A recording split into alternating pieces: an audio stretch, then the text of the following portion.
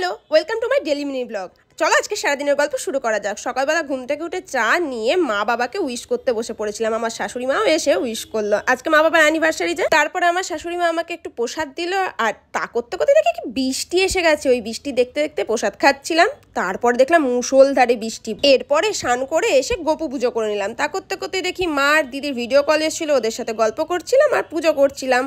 দেখো আমার মিষ্টি গোপুসোনা। এরপরে এসে গেল আমার বরের ভিডিও কল। ব্যাস চললো আমাদের দেদার আড্ডা। দেখো পাগলটার কাণ্ড। অনেকদিন ধরে মালার কানেরগুলো খুলে রাখা ছিল, তাই পরলাম। আর তারপরে সিরাম দিয়ে চুলটা একটু শুকিয়ে নিলাম। তারপরে ভাবলাম একটু নেল পালিশ পরি, অনেক দিন পরিনি, তাই ফার্স্টে নখটা ভালো করে পরিষ্কার করে নিলাম। তারপরে ভাবলাম না, আগে কাজটা কমপ্লিট করে নিই।